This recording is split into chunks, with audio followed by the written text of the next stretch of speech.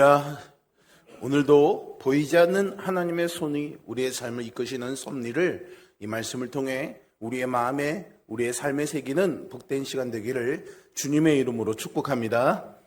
오늘 에스더서 이제 세 번째 강의 시간인데요. 지난주일 우리는 모르드게가 지나갔던 가장 어두운 시간을 함께 통과했습니다. 하만의 계략 앞에서 모든 것이 비극적인 결말로 향할 것처럼 보이던 그 캄캄한 시간 속에서도, 그리고 가장 절망적인 순간에도 하나님의 섭리는 이미 한 조각씩 맞추어지고 있다는 사실을 우리는 믿음의 눈으로 바라보았죠. 오늘 본문은 바로 그 절망의 한복판에서 에스더와 모르드게가 어떻게 하나님의 구원의 역사를 이끌어내는지를 보여줍니다. 유다인을 진멸하라는 하만의 조서가 페르시아 전역에 반포된 그날, 한 사람은 광장에서 통곡하고 있고 또 한 사람은 궁중의 깊은 곳에서 침묵의 갈림길 앞에 서 있었습니다. 오늘 우리는 이 두 사람을 통해 절망 속에서도 신실하게 일하시는 하나님의 방식을 살펴보려고 합니다. 오늘 본문에 등장하는 모르드게와 에스더의 상황은 우리가 쉽게 상상하기 어려울 정도로 절망적이었습니다. 하만의 음모로 유다 백성 전체가 몰살당할 위기에 놓였지요. 에스더 3장 13절은 이렇게 말씀합니다. 이에 그 조서를 역졸에게 맡겨 왕의 각 지방에 보내니 12째 달 곧 아달월 13일 하루 동안에 모든 유다인을 젊은이 늙은이 어린이 여인들을 막론하고 죽이고 도륙하고 진멸하고 또 그 재산을 탈취하라 하였고. 여러분, 이것은 단순한 정치적 갈등이 아니었습니다. 한 민족의 생존 자체가 걸린 사건이었죠. 그런데 더 무서운 것은 이 일이 왕의 이름으로 공식적으로 선포되었다는 것입니다. 인간적으로 보면요, 이제 더 이상 돌이킬 방법이 없습니다. 누구도 그 명령을 취소할 수가 없지요. 그래서 모르드게는 오늘 본문 1절에서 옷을 찢고 굵은 베옷을 입고 재를 뒤집어 쓰고 성중에 나가서 대성통곡합니다. 성경에서 옷을 찢고 베옷을 입는 행위는 아주 극심한 슬픔을 표현하는 동시에 하나님 앞에 자기를 낮추고 긍휼을 구하는 슬픔의 언어이자 신앙의 언어입니다. 그런데 우리가 주목해 볼 것은 이 모르드게가 통곡한 곳이 어디인가 하는 점입니다. 다른 지방의 유대인들도 다 똑같이 통곡하며 애통해하며 금식했지만 성경은 그들이 어디서 그렇게 했는지는 기록하지 않습니다. 그러나 모르드게에 대해서는 분명히 밝히고 있습니다. 2절에 보시면 그는 수산성 왕궁 문 앞, 곧 대궐 문 앞까지 나아가서 애통해했습니다. 상복을 입은 자는 왕궁 문 안에 들어갈 수 없었기에 그는 문 앞에서 멈추어 서야 했지만 그곳은 사람들의 왕래가 가장 많은 곳이었고 무엇보다 궁중 안에 있는 에스더에게 이 소식이 전해질 수 있는 가장 확실한 자리였습니다. 생각해보면 모르드게는 하만 앞에서 무릎 꿇기를 거부했던 사람 아닙니까? 신앙의 정절을 지켰다는 이유로 자기만 해를 입는 것이 아니라 자기 민족이 다 몰살당하는 이 모든 재앙의 원인 제공자가 된 셈이고요. 이제는 그 원수의 눈앞에서 자신의 가장 처참한 모습을 드러내야 하는 상황이었습니다. 자존심이 있는 사람이라면 절대 원하지 않을 자리였죠. 그러나 모르드게는 사람들이 다 보는 그 자리에서 애통해하며 울었습니다. 이는 감정이 앞서서 저지른 우발적 행동이 아니라요, 가장 중요한 대의를 위해서 자신의 자존심을 내려놓은 계산된 헌신이었습니다. 에스더가 모르드게에게 다른 옷을 보내어서 베옷을 벗게 하려 했을 때 모르드게는 그 옷을 거절하죠. 옷을 받았다면 그는 편하게 대궐에 입궐해서 상황을 설명할 수도 있었을 것입니다. 그러나 그는 그렇게 하지 않았습니다. 그것은 하나의 메시지였습니다. 지금 이 사태가 얼마나 심각한지를 에스더의 마음 깊은 곳까지 강하게 전달하기 위한 침묵의 언어였던 것이죠. 에스더가 넷이 하닥을 보내서 이유를 물었을 때 모르드게는 하만의 계획을 자세히 설명해 주고 있습니다. 그리고 8절에 보시면 왕의 조서 4본까지 에스더에게 보내면서 왕에게 나아가 자기 민족을 위해 간청해 달라고 부탁합니다. 모르드게는 왕의 조서 4본까지 준비해두고 있었습니다. 하만이 유대인을 멸절시키는 대가로 왕의 국고에 은을 넣기로 약조한 사실까지 소상히 전달한 거죠. 이것은 그냥 우발적인, 어떻게 긍적으로 한 행동이 아니라 완전히 준비된 진정이었던 겁니다. 그는 충분히 슬퍼했고요. 동시에 충분히 준비되어 있었습니다. 슬픔이 그의 사명을 마비시키지 못했습니다. 오히려 그는 슬픔의 한복판에서 다음 걸음을 준비하고 있었던 거죠. 우리는 여기서 모르드게의 믿음이 얼마나 실제적인 것인지를 볼 수 있습니다. 그는 하나님이 어떻게든 알아서 해주시겠지 이렇게 말하면서 그냥 마냥 앉아있던 사람이 아니었습니다. 그렇다고 인간적인 방법만 붙잡은 사람도 아니었습니다. 그는 하나님을 의지하면서요, 동시에 자기가 할 수 있는 그리고 해야 할 일을 했던 것이죠. 이것이 참된 믿음 아니겠습니까? 믿음은 현실을 외면하는 것이 아니라 현실을 정확하게 바라보면서도 현실보다 크신 하나님을 바라보는 것입니다. 믿음이 있는 사람은 문제를 보는 사람이 아니라 그 문제를 보면서도 하나님께서 그 문제보다 크시다라는 사실을 잊지 않는 사람입니다. 우리는 어떨까요? 어떤 분은 가정의 문제 때문에 힘들고 어떤 분은 자녀의 문제 때문에 마음이 무너집니다. 어떤 분은 걱정 때문에 두렵고 어떤 분은 직장과 경제적인 문제 때문에 앞이 보이지 않죠. 어떤 분은 자신의 실수와 실패 때문에 하나님이 나를 어떻게 하실까 생각하기도 합니다. 여기 있는 우리 청소년들은 성적 때문에 무너질 때가 많을 겁니다. 청년들은 미래를 꿈꿀 수 없는 상황들에 벽에 부딪힐 때마다 좌절할 수 있겠죠. 그럴 때요, 우리는 보통 두 가지 극단에 빠질 수가 있습니다. 다른 하나는 어떻게든 내 힘으로 해결하려는 것이고요. 다른 하나는 하나님께서 알아서 해주시겠지라고 하면서 아무것도 하지 않는 거죠. 그런데 성경이 보여주는 믿음은요, 그 사이에 있습니다. 하나님께 맡기되 내가 할 일은 최선을 다해서 해나가는 거죠. 하나님을 신뢰하면서 준비하는 것입니다. 하나님께 기도하면서 동시에 하나님이 내게 맡기신 자리에서 움직이는 것이죠. 모르드게가 바로 그렇게 행동했습니다. 그리고 이 장면에서 한 가지 더 중요한 사실을 발견하게 됩니다. 모르드게는요, 자기만 살려고 하지 않았습니다. 그는 이미 왕의 암살 음모를 밝혀내서 왕의 생명을 구한 공로가 있는 사람이었죠. 원한다면 그 공을 내세워서 안전을 도모하는 편이 훨씬 쉬웠을 것입니다. 하지만 모르드게가 원한 것은 자기 한 사람만의 안전이 아니었어요. 그는 자기 민족의 구원을 원했던 겁니다. 여기에 신앙의 아주 중요한 본질이 하나 있습니다. 하나님께서 우리를 구원하시는 이유는 우리만 편하게 살라는 것이 아니라 우리를 통해 다른 사람에게도 하나님의 은혜가 흘러가게 하기 위해서입니다. 내가 받은 은혜가 나에게서 끝나면 우리는 은혜의 목적을 놓친 것입니다. 하나님께서 우리에게 가정을 주시고 직장을 주시고 교회를 주시고 학교를 주시고 이웃을 만나게 해주시고 이렇게 우리 각자에게 자리를 주신 이유가 있습니다. 그 자리에서 하나님의 구원과 사랑을 드러내도록 부르신 것입니다. 그러므로 여러분, 내가 있는 이 자리를 그냥 우연이라고 생각하지 마십시오.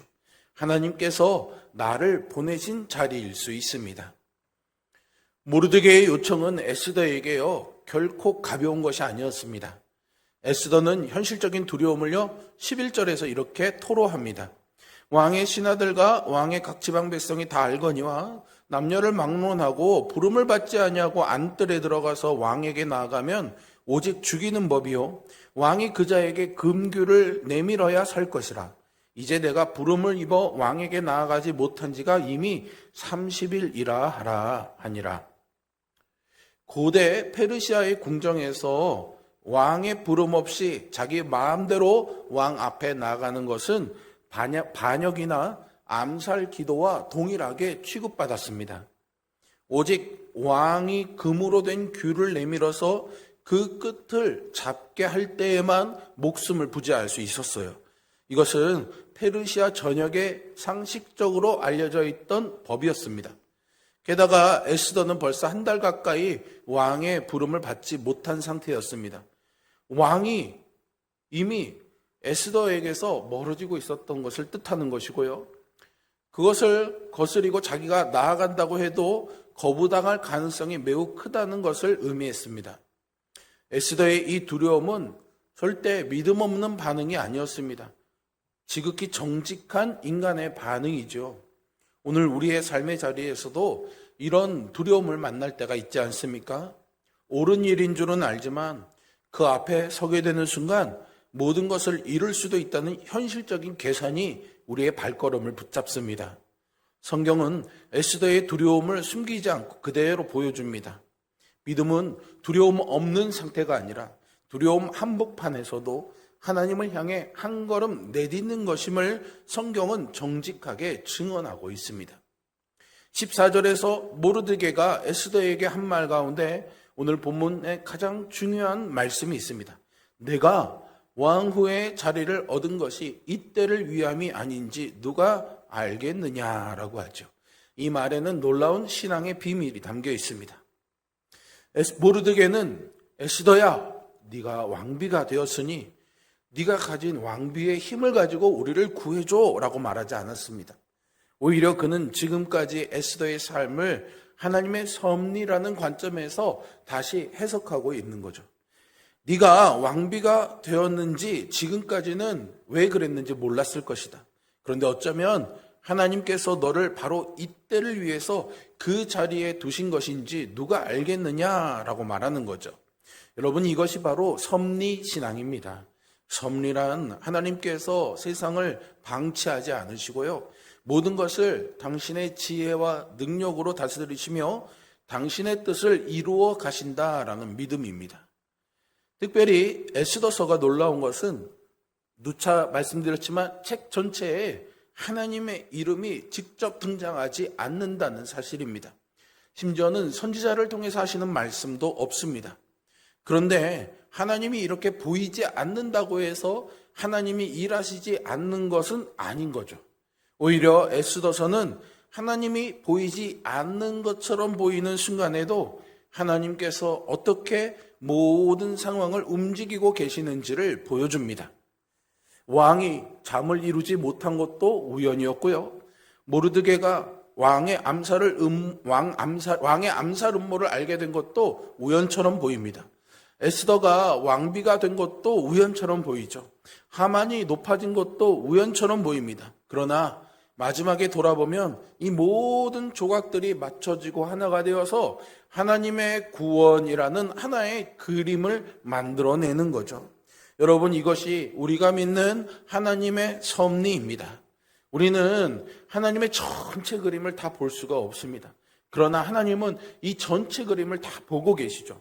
우리는 그냥 한 조각만 보고 있지만 하나님은 그 처음과 마지막을 다 보고 계십니다. 이 사실은 에스더의 두 이름에서도 아주 잔잔하게 드러나고 있는데요. 에스더서 2장 7절에 보면요, 그녀의 본래 히브리식 이름은 하다사였습니다. 그런데 부모를 잃은 뒤에 사촌이었던 모르드게의 집에서 자랐던 것이죠. 히브리어로 하다스라는 말은요, 도금냥이라는 건데요, 우리말의 성경에서는 주로 화석류 나무로 번역된 상록 관목을 가리킵니다.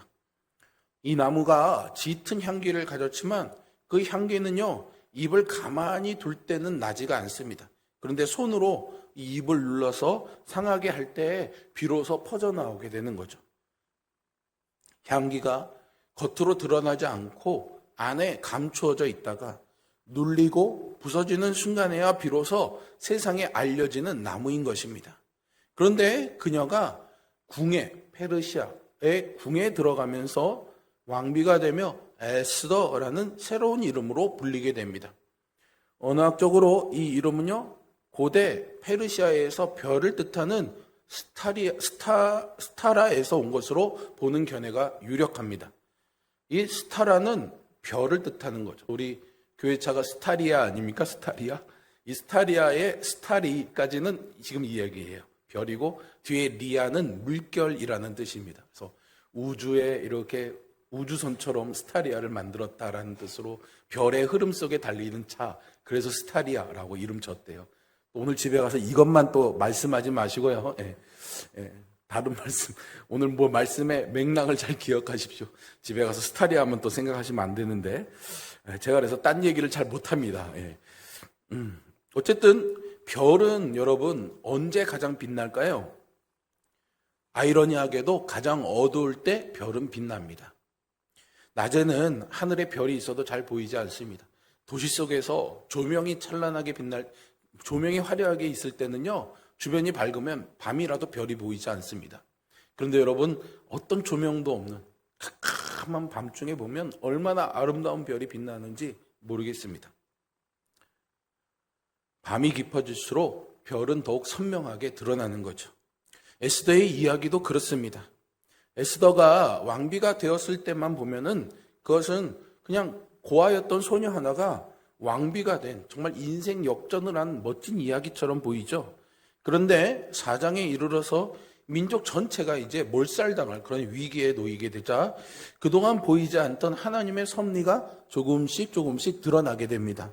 하나님은 에스더서 어디에도 전면에 등장하시지 않습니다. 하나님의 이름조차 직접 기록되지 않죠. 그런데 이상하게도 하나님이 보이지 않는 그 자리에서 하나님의 손길은 가장 선명하게 드러납니다. 오늘 우리의 삶도 다르지 않다는 생각입니다. 우리는 종종 하나님의 이름이 지워진 것 같은 그런 삶을 살아가죠. 기도해도 응답이 보이지 않고요. 상황은 점점 캄캄해지는 것처럼 느껴질 때가 있습니다. 그러나 에스더서가 우리에게 말해주는 것은 하나님의 침묵이 하나님의 부재를 뜻하지는 않는다라는 사실입니다. 오히려 그 침묵 속에서 하나님은 우리가 알지 못하는 방식으로 모든 조각들을 맞추어가고 계시는 거죠. 16절에 보시면 모르드게의 말을 들은 에스더가 드디어 결단합니다. 당신은 가서 수산에 있는 유다인을 다 모으고 나를 위하여 금식하되 밤낮 3일을 먹지도 말고 마시지도 마소서. 나도 나의 시녀와 더불어 이렇게 금식한 후에 규례를 어기고 왕에게 나아가리니 죽으면 죽으리다 하니라. 생각해보면 이것은 굉장히 이례적인 보기 드문 선택이라고 할 수 있습니다. 인간적으로 보면 왕 앞에 나아갈 때 여러분 어떻게 해야 될까요? 좀 단장해야 되지 않겠습니까?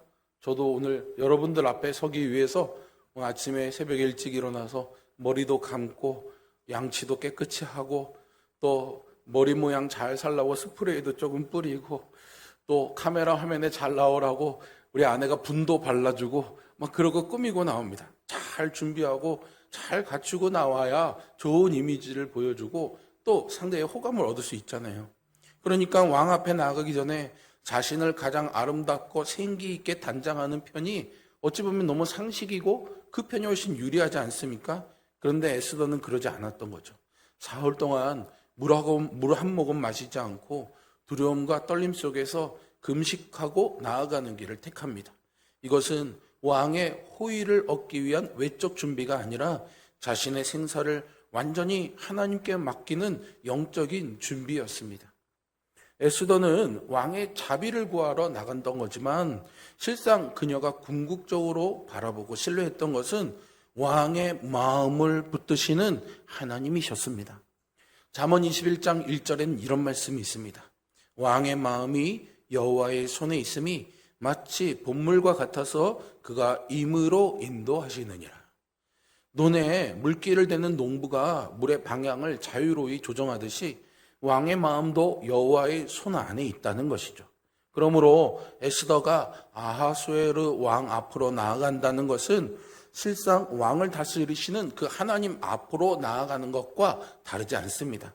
외모나 조건이 아니라 중심을 보시는 그 하나님 앞에 그녀는 자신의 전부를 걸었던 거죠. 그래서 그녀는 이렇게 고백하는 겁니다. 죽으면 죽으리이다. 이 말은요, 될 대로 되라. 에이, 까짓 거. 안 되면 죽어버리지. 이런 무모한 용기가 아니에요, 여러분. 하나님을 믿기 때문에 자기의 생명을 하나님께 맡기는 위대한 믿음의 고백인 줄로 믿습니다. 에스더는 왕 앞에 나아가면 죽는다는 사실을 알고 있었습니다. 이건 어느 누구도 바꿔놓을 수도 없고 혹시나 하는 기대도 할 수 없습니다. 왕이 부르지 않은 사람이 왕 앞에 나아가는 것은 죽음을 의미하기 때문이죠. 더욱이 왕이 에스더를 부르지 않은 지도 이미 30일이 되었던 겁니다. 그러니 왕이 이미 에스더는 관심이 없었던 거예요. 그런데 에스더는 이 위험을 알면서도 나아갑니다. 왜일까요? 자신의 생명을 자기가 통제할 수 없다는 사실을 인정했기 때문이죠. 여기서 우리는 신앙의 본질을 발견하게 됩니다. 믿음이란 내가 하나님을 어떻게 움직이게 하는 것이 아니라 하나님께 내가 나를 맡기는 것입니다. 우리는 하나님을 믿습니다라고 말하면서도요, 사실은 하나님께 모든 것을 다 맡기지 못할 때가 얼마나 많습니까? 결과를 미리 알고 싶어하고 이유도 알고 싶어하고 내 미래를 확인하고 싶어합니다. 내가 안전하다는 보장을 받은 다음에 움직이고 싶어하죠. 그런데 하나님께서는 때때로 우리에게 보장보다도 신뢰를 요구하시는 겁니다. 에스더는 왕 앞에 나아갔지만 사실은 하나님 앞에 나아간 것입니다. 왕이 금규를 내밀지 말지는 에스더가 결정할 수 없었어요. 그러나 이 왕의 마음까지도 아까 잠언의 말씀처럼 하나님의 손 안에 있다는 것을 믿었습니다. 그러므로 에스더의 믿음은 내가 성공할 것이다 라는 믿음이 아니었습니다. 하나님께서 반드시 내가 원하는 방식으로 해결해 주실 것이다 라는 믿음도 아니었어요. 오히려 이런 믿음이었죠. 결과를 내가 통제할 수 없지만 나는 하나님을 신뢰하겠습니다. 내가 살든 죽든 내 인생은 하나님의 손에 있습니다. 이것이 에스더서가 오늘 우리에게 가르쳐주는 믿음입니다. 여러분, 오늘 우리가 이 에스더서에서 배워야 할 것은 단순히 용기를 내자, 가지고 죽으면 죽으리다, 이렇게 나가는 용기를 말하는 것이 아니에요. 우리의 삶에도 우리가 이해하지 못하는 하나님의 섭리가 있다는 사실을 믿어야 합니다. 지금 내가 있는 이 자리가 왜 이 자리인지 모르겠습니까? 그러나 하나님께서는 아십니다. 내가 겪는 일이 왜 필요한 일인지 이해가 안 되십니까? 그러나 하나님은 알고 계십니다. 내가 이 사람을 왜 만났는지 모르시겠습니까? 하나님은 알고 계십니다. 왜 이 길을 가야 하는지 모르겠습니까? 하나님은 알고 계십니다. 내 인생의 다음 장면이 보이지 않습니까? 나는 모르지만 하나님은 아십니다. 우리가 하나님을 신뢰할 수 있는 이유는 하나님께서 모든 것을 다 설명해 주셨기 때문이 아니라 하나님께서 우리보다 우리의 길을 더 잘 알고 계시기 때문이죠. 그러므로 하나님의 섭리를 믿는 사람은 오늘의 상황에 자신의 인생 전체를 해석하려고 하지 않습니다. 실패했다고 나는 끝났다고 말하지 않나요? 고난을 만났다고 하나님이 나를 버리셨다고 말하지 않습니다. 문이 닫혔다고 하나님은 아무것도 하지 않는다라고 말하지 않습니다.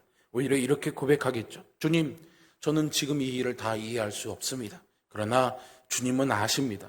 저는 제 길을 알지 못하지만 주님은 제 길을 아십니다. 그러므로 제가 할 수 있는 최선은 모든 이유를 알아내는 것이 아니라 주님을 신뢰하는 것입니다. 이것이 믿음 아닐까요? 에스더에게 모르드게가 했던 말이 오늘 우리에게 똑같은 질문이 됩니다. 네가 왕후의 자리를 얻은 것이 이때를 위함이 아닌지 누가 알겠느냐? 네가 지금 그 자리에 남편으로, 아내로, 학생으로, 직장인으로, 장로로, 권사로, 집사로, 성도로 있는 것이 이때를 위함인지 누가 알겠느냐?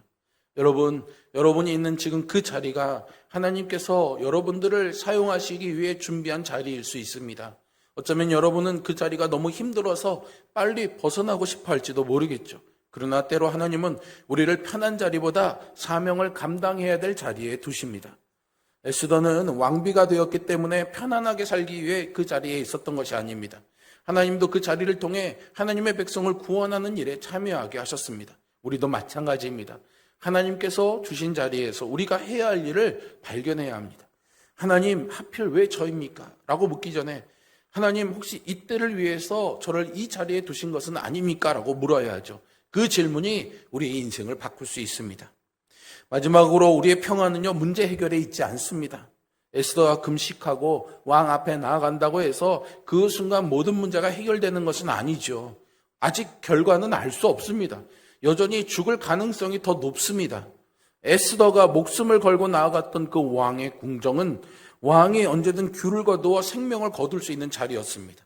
그녀의 나아감은 참으로 아름답고 담대한 순종이었지만 동시에 그것은 여전히 불확실성에 놓인 나아감이었습니다.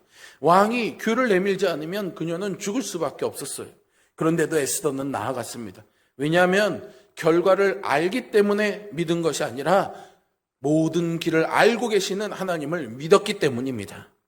우리의 평안도 여기에 있습니다. 문제가 해결되어야 평안한 것이 아닙니다. 내가 원하는 결과가 나와야 평안한 것이 아닙니다. 모든 미래가 보장돼야 평안한 것도 아닙니다. 나보다 내 길 더 잘 아시는 그 하나님께 내 인생을 맡길 수 있을 때 평안이 찾아옵니다. 그러므로 오늘 우리에게 필요한 것은 모든 답을 얻는 것이 아니죠. 오늘 필요한 것은 하나님을 신뢰하는 것입니다.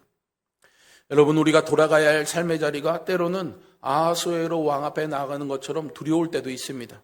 결과를 알 수 없는 관계, 확신이 서지 않는 결정, 결과를 알 수 없는 그런 상황들, 응답이 보이지 않는 기도의 자리가 우리 앞에 놓여 있을지도 모르죠. 해결되지 않은 문제를 안고 다시 또 월요일을 맞이할 수도 있습니다. 그러나 눈을 들어 믿음으로 바라보십시오. 내가 두려워하는 그곳에 하나님이 계십니다. 내가 이해하지 못하는 그곳에도 하나님이 계십니다. 내가 가장 가고 싶어하지 않는 그 자리에도 하나님이 계십니다. 그리고 나보다 앞서가시는 그 하나님께서 나를 위해 길을 준비하고 계십니다. 그러므로 여러분, 모든 길을 다 알게 된 후에 걸어가려고 하지 마십시오. 내 길을 다 알지 못해도 내 길을 아시는 하나님을 믿고 걸어가십시오.